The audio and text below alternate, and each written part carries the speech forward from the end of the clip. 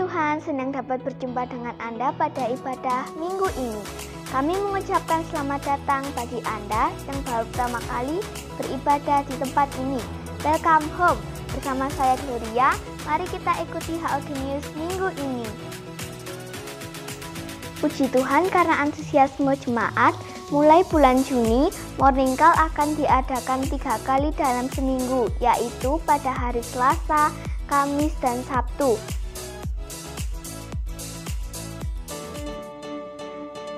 Hai guys, pernah nggak sih kalian berpikir, kapan ya mulai pacaran?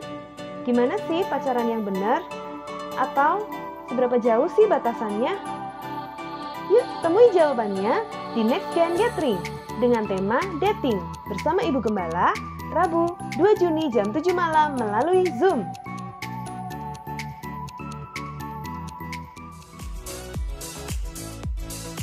Dukung dan doakan ibadah di GPI House of Grace Semarang yang diadakan setiap minggu jam 5 sore di Hotel Wish. Tayangan rekaman ibadah dapat diakses jam 12 siang di channel YouTube GPI House of Glory Wonosobo. Jangan lupa di-subscribe ya. Persembahan dapat dimasukkan ke dalam kotak di dekat pintu masuk setelah ibadah.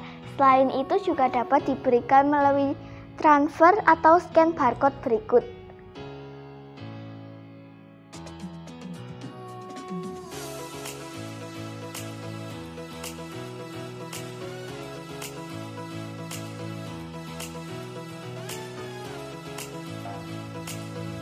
Sebab itu jadilah kuat oleh kasih karunia dalam Kristus Yesus.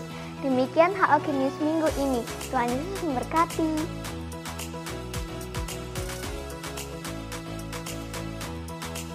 Puji nama Tuhan, jemaat Tuhan yang dikasihi oleh Tuhan, boleh lambaikan tanganmu tinggi-tinggi. Saya undang kita boleh sama-sama bangkit berdiri pagi hari ini. Semuanya shalom. Lambaikan tanganmu tinggi-tinggi, katakan shalom. Puji nama Tuhan, seberapa kita yang ada, mari kita siapkan hati kita boleh sama-sama bangkit berdiri. Kita mau siapkan pagi hari ini ibadah kita untuk Tuhan, dan kita percaya Tuhan hadir di tengah-tengah kita pagi hari ini. Ada perkenanan Tuhan, ada hadirat Tuhan. Bahkan setiap kita yang sungguh-sungguh datang dengan hati yang haus kepada Tuhan, Tuhan akan puaskan, Tuhan akan berikan kekuatan yang baru. Terima kasih Bapa untuk pagi hari ini. Kami bersyukur kami boleh ada semua karena anugerah Tuhan, semua karena kasih-Mu Tuhan. Kami percaya Tuhan, Engkau melihat hati kami pagi hari ini yang datang, yang rindu dan haus berjumpa dengan Engkau Yesus. Kami membawa penyembahan kami membawa syukur kami kepadamu Tuhan. Dan Engkau lah yang menjadi pusat penyembahan kami pagi hari ini. Biar Engkau disenangkan atas setiap penyembahan dan pujian kami. Terima kasih Bapa, kami mengucap syukur, kami siapkan hati kami di dalam nama Tuhan Yesus. Haleluya, haleluya. Sama-sama katakan amin. Kita berikan kemuliaan bagi nama Tuhan. Saya persilakan kita berduduk kembali. Mari saya persilakan kita berduduk kembali dalam hadiratnya. Kita menaikkan syukur di hadapan Tuhan. Terima kasih Bapa untuk pagi hari ini. Terima kasih untuk minggu ini Tuhan. Kami bersama-sama beribadah. Mengucap syukur Tuhan. Mari umat Tuhan kita bersyukur di hadapan Tuhan. Mari naikkan syukur-Mu kepada Bapa pagi hari ini. Terima kasih Tuhan. Terima kasih Bapa. Terima kasih Roh Kudus. Terima kasih Tuhan. Terima kasih. Terima kasih Bapa. Terima kasih Yesus. Terima kasih ya Roh Kudus. Ini hati kami datang menyembah, membawa syukur kami, membawa pujian kami bagi-Mu. Sebab Engkau Tuhan yang kami sembah, Allah yang kami tinggikan.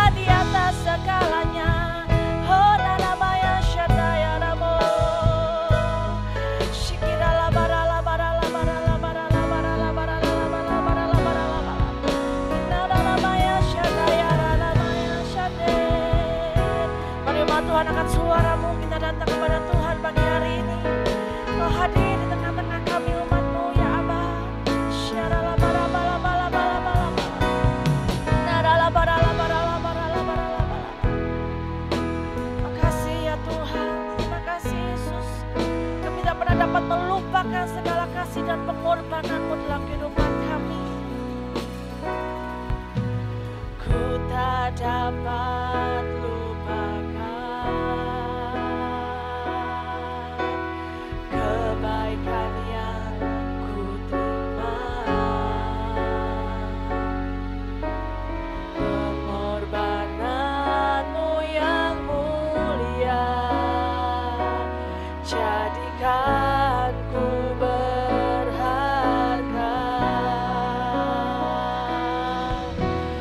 Kau tulus menerima aku apa adanya, kekuatan kasih-Mu nyata memulihkan hidupku.